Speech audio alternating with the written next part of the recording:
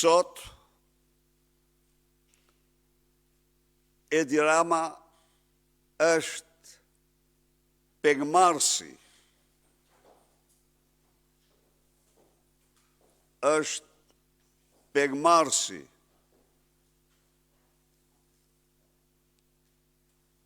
më i madh pas Enver Hoxhës në histori, pegmarrësi më i madh i Shqipërisë.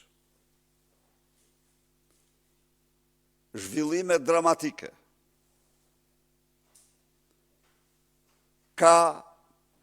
vinë për procesin e integrimit të Shqipërisë. Raporti i barë mbeti në klasë, mbasi një seri vendesh antarët Bashkimit Evropian nuk e votuan, por shtruan një seri çështjesh themelore. Dhe unë jam këtu të falënderoj, të shpreh mirënjohje ndaj këtyre vendeve, të cilat insistojnë që procesi i integrimit të jetë një proces i bazuar në merit,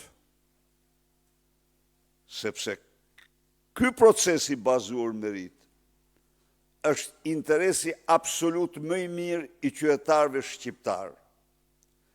Procesi jashtë meritës është ndëshkim për qytetarët shqiptarë dhe mbështetje për kusartë qeveritarë shqiptarë.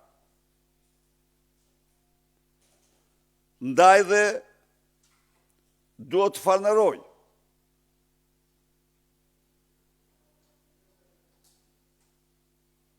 një seri vendesh të Bashkimit Evropian, të cilat doradorës po e kuptojnë se Edi Rama dhe narkoregjimi i tij nuk plotësojnë asnjë kusht, asnjë kriter, asnjë standard për integrimin e Shqipërisë në Bashkimin Evropian. Sepse Shqipëria është një piramidë madhore mashtrimi, Edi Rama, Shqipëria Edi Ramës është një piramidë madhore mashtrimi. Sepse Edi Rama e ka shtruar Shqipërinë në çiflikun e vet për ta vjedhur dhe për të pasuruar në mënyrë të çmendur. Ndaj dhe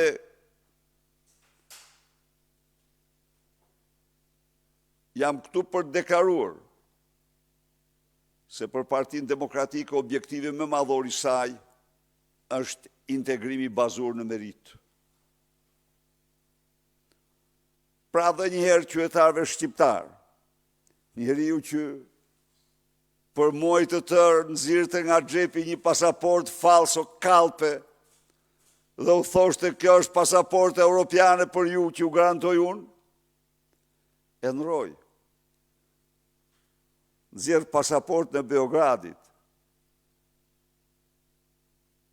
pasaportë në Vučićit. Ky është zhvillimi dramatik, sepse ai mbron vjedhjet e tij. Dhe një gjë njerëzisht, duhet t'u them partnerëve tanë,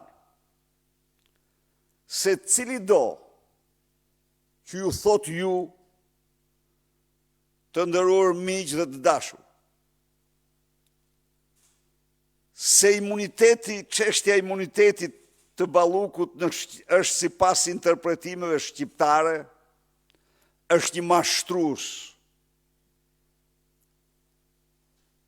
i paguar ose i papaguar nga Edi Rama. Sepse imuniteti në standardet shqiptare të imunitetit kanë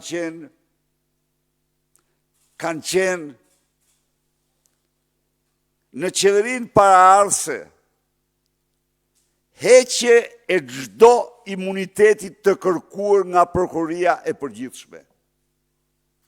Dorëzim edhe paraprak pa u kërkuar nga prokuroria për hetimin.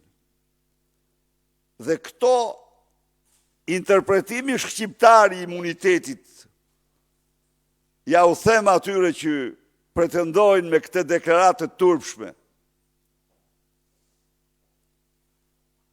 ka qenë interpretim kushtetues dhe ligjor. Heq imuniteti Ilir Mez dhe ka dhënë dorëheqjen. Është heq imuniteti Fatmir Mediu. Është heq 2 herë imuniteti Lulzim Bashës. Të gjitha këto të kërkuara nga një prokurore militante e verbër, e përgjithshme, por natyrisht, kjo nuk mundet kur, në standardin shqiptar dhe interpretimin shqiptar i themati që paraqet këtë argument dhe i falënderoj ata të cilët nuk ja besuan, po e hodhen poshtë me përçmim. Të vërtetat janë këto. Ky është imuniteti hajdutëve që paguajnë lobistët. I krye hajdutit kombit. Ky është interpretimi, jo është interpretimi i hajdutëve. Mbrojtja me imuniteti vjedhjeve është interpretimi Edi Ramës, kreu të organizacës kriminale dhe ministrave të tij, deputetëve të tij. Nuk është standard shqiptar ky. Nuk është interpretim shqiptar ky. Po i hajdutëve armiq të kombit shqiptar, si Edi Rama me ministrat e tij. Së dyti, vazhdojnë.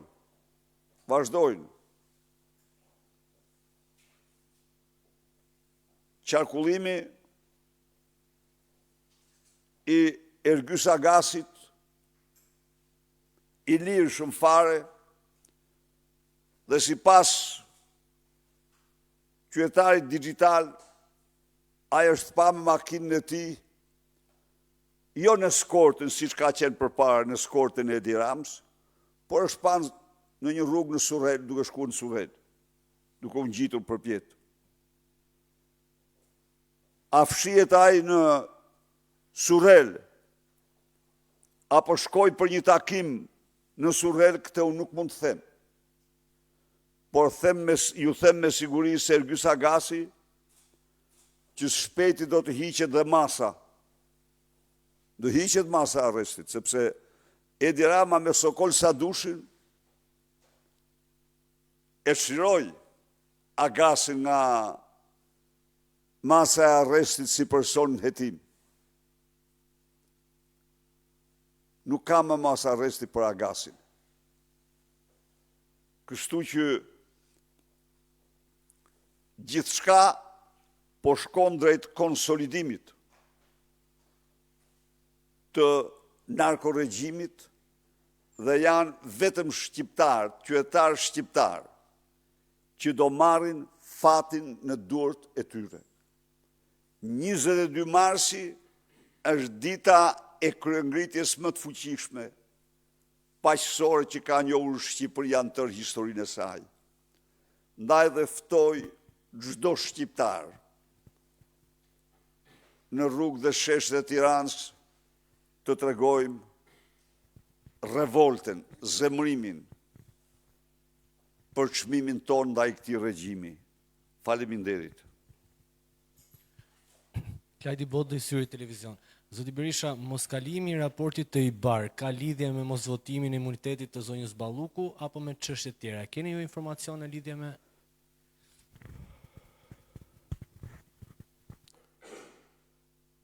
Në fakt,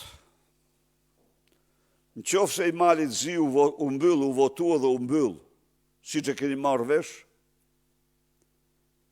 i Shqipërisë mbetin shqyrtim, sepse një seri vendesh ngritën një seri pyetjesh.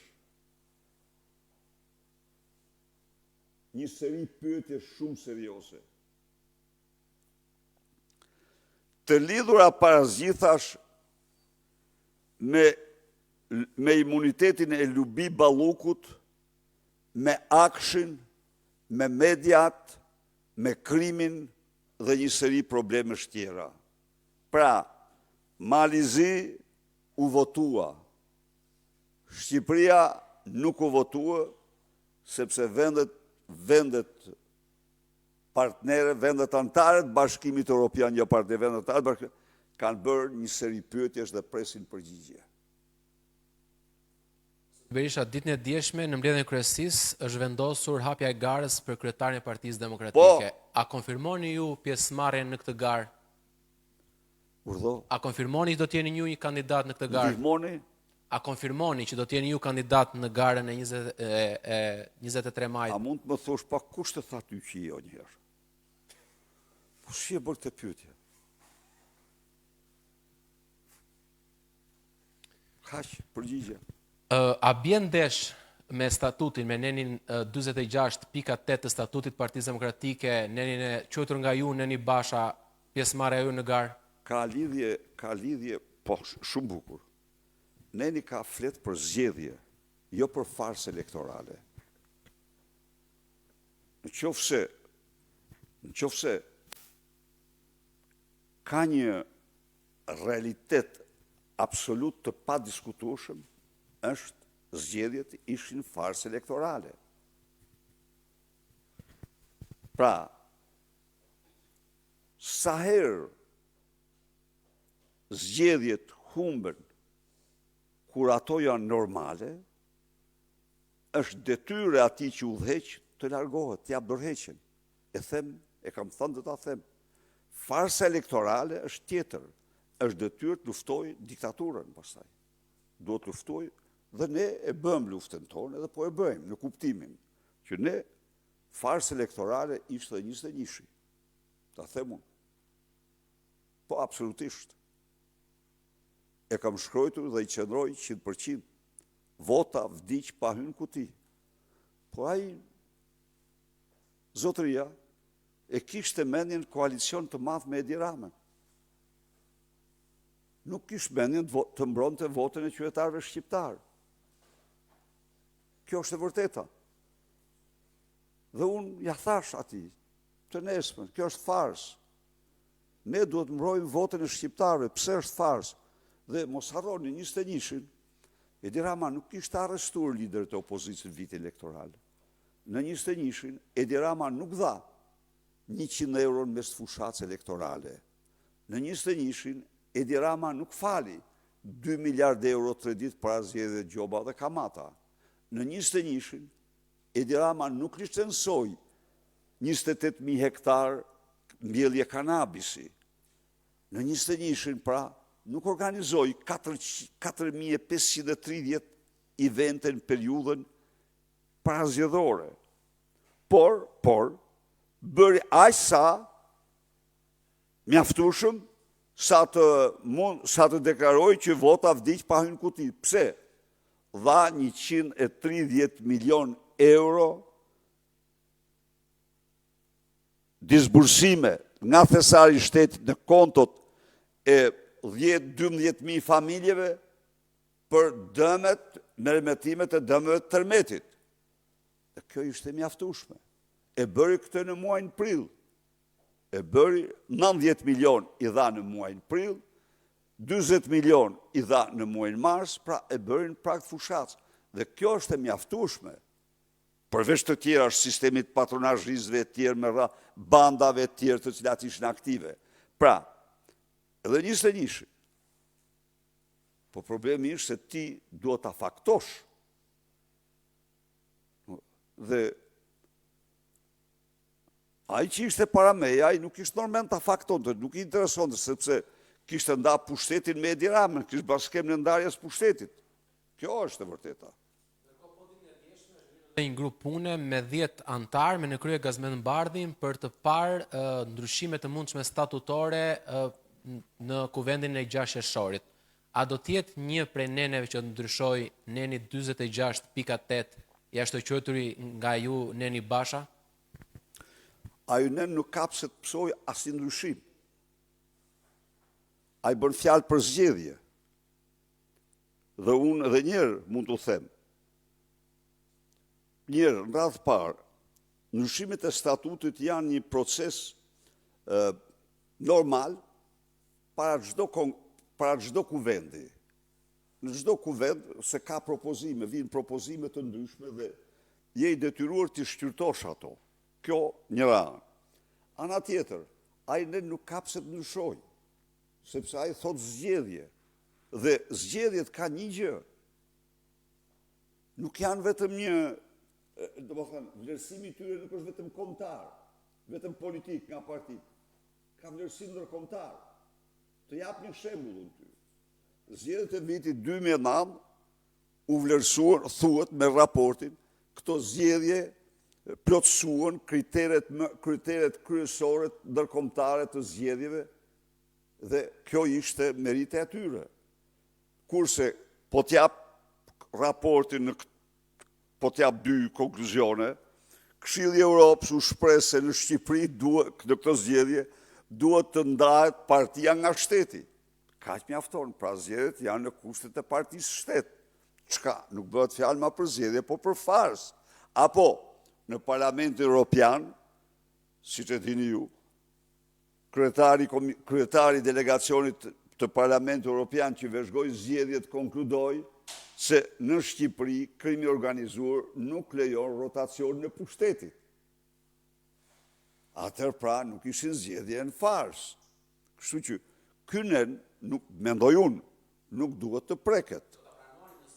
Grupi i punës e sugjeron ndryshimin. Po unë nuk besoj të sugjeroj asnjë ndryshim, sepse grupi i punës ka, ne jemi në njëjtin koncept, aty janë bërë propozime të tjera, kurse kynen është shumë normal. Humbja e zgjedhjeve në kushtet e zgjedhjeve që respektojnë standardet ndërkombëtare, absolutisht ai që drejton duhet largohet. Do huazoj dhe një pyetje nga kolegët që është bërë gjatë këtyre ditëve pas vendimit të kryesisë, ku kanë pohuar se garimi juaj sërish për kryetar të Partisë Demokratike ka vdekur rithemelimin. A vdiq rithemelimi që në 2021? Kush e thot këtë? Janë disa analistë të themi. Jo, nga zyra e Dirams, këto më thu mua. E thashë në fillim që nuk është pyetje ime, është e huazuar. Prit, s'ka gjë, nuk e kam problem unë atë. Po këtë e përhap Edi Rama, ndiqoti. Zyra e tij përhap. Që po kandidoj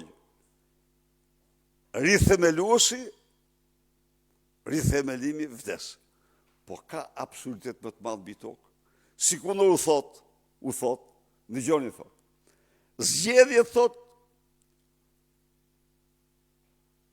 po dha dorëheqjen Sali Berisha, zgjedhjet nuk fitohen. Por me Sali Berishën zgjedhjet nuk fitohen. Mund të dëgjoni ju marrëzira të tilla, i hap të gjitha zyra e tij. Pse i hap? Sepse çfarë fiton ai me këtë? Se fiton se në një fjalë, në një frazë fut dy herë fjalën zgjedhje. Pra, për të ngulit mendjen tek tjerë se ky bën zgjedhje, ky bën farsë. Ky nuk bën zgjedhje, bën farsë elektorale. E kupton? Janë që të gjitha bëhet një betejë midis atyre që besojnë në votën e lirë dhe që e konsiderojnë votën e lirë kushtin më themelor të demokracisë dhe atyre që shpërblehen nga Edi Rama dhe që janë tellall të farsës elektorale. Pa nuk janë kolegë të mi këta, s'është vërtet, asnjë prej tyre nuk e thot këtë, se ata kanë të njëjtin koncept. Pra, kjo është, këtë se kisha një gjukë, se kjo është shumë interesante kjo, që po kandidoj rithemeluesi, rithemelimi merr fund, kjo gjë e bukur shumë.